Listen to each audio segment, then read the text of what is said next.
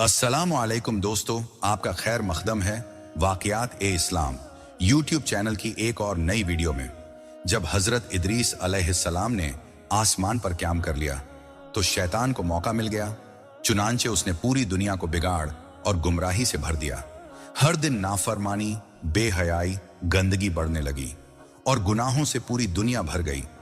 फिर अल्लाह ताला ने दुनिया को सुधारने और सीधे रास्ते पर चलाने के लिए हजरत नूह अलैहिस्सलाम को नबी बनाकर भेजा। हजरत नूह अलैहिस्सलाम ने 950 वर्ष की उम्र पाई थी और 80 वर्ष के बाद पहली वही आपके पास आई। नबी बनते ही हजरत नूह ने पूरी कौम में दीन की दावत फैलानी शुरू कर दी। लोगों को भलाइयों पर उकसाते और बुराइयों से मना करते, साथ ही अल्लाह ताला से दुआ करते कि कौम को हिदायत हासिल हो। लेकिन कौम के लोग थे बड़े पत्थर, दिल अपने कुफ्र पर जमे रहे और हजरत नूह को झुठलाने में लगे रहे। हजरत नूह ने बड़ी मेहनत की, तमाम उम्र तबलीग करते रहे, फिर भी कुल 82 आदमियों ने इस्लाम कबूल किया। सिर्फ यही थोड़े से लोग थे जो हजरत नूह के बताए रास्ते पर चलते रहे। हजरत अब्दुल्लाह बिन अब्बास रजी अल्लाह ताला अन्हु से रिवायत है कि फरमाया, किसी पैगंबर ने अपनी कौम से इतनी तकलीफें नहीं उठाई जितनी हजरत नूह ने अपनी कौम के हाथों मुसीबतें उठाई हैं। हजरत नूह की कौम के बुरे लोग उन्हें हमेशा डराया धमकाया करते थे, कहते कि अपनी इन नेक बातों से बाज आ जाओ और हमारे बुतों को बुरा भला कहने से रुक जाओ। वे उनको सताया भी करते थे। जब वह भली बातें बताते होते तो उन्हें मार मार कर बेहाल कर देते, यहां तक कि बेटे खबर पाते और उन्हें उठाकर ले आते। दुश्मनों की दुश्मनी इस हद तक बड़ी हुई थी कि वे मरने के वक्त अपने बेटों को वसीयत करते और अपने कुफ्र के अकीदे पर उन्हें जमे रहने की हिदायत करते, कहते, बेटो हरगिज अपने बाप दादा के दीन से फिसलना मत, न नूह की बातों का असर लेना, और जहां तक हो हजरत नूह को दुख और तकलीफ पहुंचाना, चाहे तुम्हारा ठिकाना जहन्नम ही हो। जब ऐसी मुसीबतों में 7 सदियां गुजर गईं तो हजरत नूह अलैहिस्सलाम मायूस और तंग दिल होने लगे। जब हालत ये हो गई तो अल्लाह ताला ने वही नाजिल की, उन्हें तसल्ली दी और फरमाया, ऐ नूह तंग दिल मत होना, अब तुम इन जालिमों से आस मत रखो, उनका साथ छोड़ दो। जो ईमान लाए सो लाए, बाकी अब ईमान नहीं लाने के। ये तो बदबख्त हैं, सब के सब जहन्नम का ईंधन बनेंगे। हजरत नूह ने अर्ज किया कि अल्लाह, इनकी नस्ल से भी कोई ईमान लाएगा या नहीं?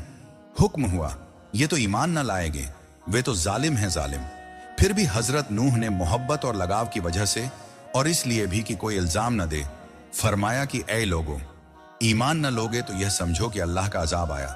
कौम ने कहा कि हम तो वद, सुवा, यगूस और यूक जो हमारे बुत हैं, इनकी मोहब्बत और इनकी पूजा हरगिज न छोड़ेंगे। तुम एक खुदा की इबादत की बात करते हो तो इसके खिलाफ हम तो इन्हीं बुतों को पूजेंगे। तुम जो हमसे हर वक्त बहस व तकरार करते हो तो फिर ठीक है, तुम अगर सच्चे हो तो ले आओ अपने रब का अजाब, हम उसे समझ लेंगे।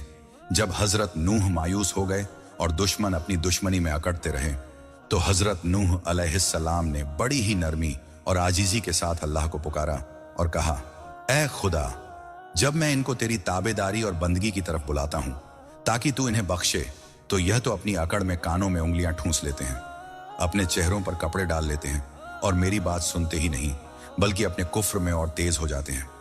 तो अब यह बंदा मजबूर है और तू तो हर एक पर कुदरत रखता है, तो ऐ खुदा, गर्क कर दे इन दुश्मनों को, इन इनकारियों को, और इनके मुल्क और इलाके को मत छोड़। हजरत नूह की यह आवाज अल्लाह ने सुन ली। अजाब का फैसला हो गया कि इस कौम को तूफान से हलाक करके पानी के रास्ते से दोजख की आग में डालेंगे, और हजरत नूह और उनके मानने वालों के लिए यह फैसला हुआ कि इन्हें हम इस अजाब से बचाएंगे और नाव में बिठाकर तूफान से महफूज रखेंगे। इस फैसले को अमली जामा पहनाने से पहले कौम पर कहत पड़ा और नस्ल चलने का सिलसिला रुक गया। इसके बाद अल्लाह के हुक्म से हजरत जिब्रील ने साज का पेड़ बोने का हुक्म दिया। 20 वर्ष की मुद्दत में यह पेड़ खूब बड़ा हो गया। फिर जिब्रील ने बताया कि अब इस पेड़ की लकड़ी से नाव बनाना शुरू कर दो। हजरत नूह अलैहिस्सलाम ने नाव बनानी शुरू कर दी। हजरत नूह अलैहिस्सलाम को यह नया काम करते देखकर दुश्मनों को उनको सताने और चिढ़ाने का मौका मिल गया। वे हजरत नूह अलैहिस्सलाम का मजाक उड़ाते हुए कहते, ऐ नूह, अब तुम नबी के रुतबे से गिरकर बड़े ही कब से हो गए? क्या पैगंबरी के कामों से उकता गए हो? नाव तो बना रहे हो, पर पानी कहां है जिस पर यह नाव चलेगी? हजरत नूह अलैहिस्सलाम ने फरमाया, तुम तो अपने अंजाम से बेखबर हो, दुनिया में ऐसे फंसे हो कि आखिरत की खबर ही नहीं। तुम तो आज हमारा मजाक उड़ा रहे हो, लेकिन खूब समझ लो, कल हमारी बारी आएगी, हम तुम्हारा मजाक उड़ाएंगे। इस तरह हजरत नूह अपनी नाव तैयार करने में जुटे रहे। जब नाव तैयार हो गई तो उन्होंने तख्तों के जोड़ पर हर हिस्से में रोगने कीर लगाया और अल्लाह के हुक्म के मुताबिक शमशाद के तख्तों का ताबूत हजरत आदम के मुबारक जिस्म के लिए बनाया, और इसी वजह से सच्चे मुहाफिज यानी अल्लाह ने उनके जिस्म को तूफान से बचाया। फिर हजरत जिब्रील ने हर जिन्स के जानवर जो धरती पर पाए जाते थे हजरत नूह के पास जमा किए, साथ ही हर किस्म के जानवर और चिड़ियाओं भी जमा की। हजरत नूह ने हर एक जानवर का एक एक जोड़ा लेकर नाव में चढ़ गए। हजरत नूह के जितने दीनी साथी थे उन्हें भी नाव में सवार किया। जब यह 82 लोग नाव में दाखिल हुए और उनके तमाम सामान भी लद गए, तब अल्लाह का अजाब शुरू हुआ और तन्नूर से पानी का फव्वारा निकालना शुरू हुआ। हजरत नूह की ब्याही बीवी और उनका बेटा कन्नान नाव पर न आए। कन्नान ने तो कह दिया, मैं किसी पहाड़ पर पनाह ले लूंगा। हजरत नूह बोले, इससे काम न चलेगा, न पहाड़ की पनाह काम देगी, न किसी झाड़ और पौधे की। इसलिए बेटे तुम अब भी आ जाओ। लेकिन वह नाफरमान बेटा न माना। इसी बीच एक मौज आई और उसने उसको डुबा दिया। हजरत नूह को उसके डूबने पर बड़ी दया आई। अर्ज की कि यह बेटा अपनों में से है, और ए अल्लाह, तूने अपनों को बचाने का वादा फरमाया था, उम्मीद है तू अपना वादा पूरा करेगा। हुक्म हुआ, अपना वह है जो भले काम वाला है, बुरे कामों वाला अपना नहीं है। 40 दिन तक तूफान का यह पानी धरती को पानी में डुबाता रहा। आसमान से वर्षा भी हुई, जमीन से पानी के सोते भी फूटे। तमाम आबादियों के मकान, बाग, माल जायदाद और आबादियों के तमाम लोग इस तूफान की भेंट चढ़ गए। हर तरफ पानी ही पानी था। इतना पानी था कि पहाड़ तक उसमें डूब गए। लेकिन नूह की नाव पर जो लोग सवार थे वह झकोले खाते हुए भी, अंधेरा, हवा और अथाह पानी के होते हुए भी अल्लाह की पनाह में थे। अल्लाह ने उन्हें डूबने से बचा लिया था। फिर तूफान के खत्म होने का हुक्म हो गया। कहा गया, ऐ जमीन अपने पानी को थाम, ऐ आसमान अब पानी का काम नहीं। जब नाव से उतरने का वक्त करीब आया तो हजरत नूह ने कौवे को फरमाया कि जल्दी पानी का हाल मालूम करके ऐलान करे, ऐसा न हो कि कहीं जाकर ठहर जाए। कौवा तो जाकर अपने मुर्दार खाने में लग गया और यह भूल गया कि हजरत नूह ने कुछ कहा था। इसीलिए उसे हजरत नूह ने बद्दुआ दे दी और वह हमेशा के लिए जलील व ख्वार कर दिया गया। अपनी नाफरमानी की वजह से मुर्दार खाना उसके भाग्य में लिख दिया गया। फिर कबूतर को हुक्म दिया कि वह पता लगाए। वह जैतून के पत्तों को चोंच में लेकर वापस आया। पत्तों ही की बुनियाद पर हजरत नूह ने यह अंदाजा लगाया कि पानी अब काफी खिसक गया है और अब पेड़ों के सर पानी से जाहिर हो गए हैं। इस खबर से दिल का गम और रंज दूर हुआ। अब तो कबूतर के जिम्मे यह काम कर दिया गया कि वही जाए और यह खबर लाए कि पानी अब किस हद तक घटा। कबूतर हर दिन उड़ता और पानी की कमी की खबर किसी न किसी तरह पहुंचाता था। एक दिन कबूतर के पांव में कीचड़ लगी हुई पाई गई।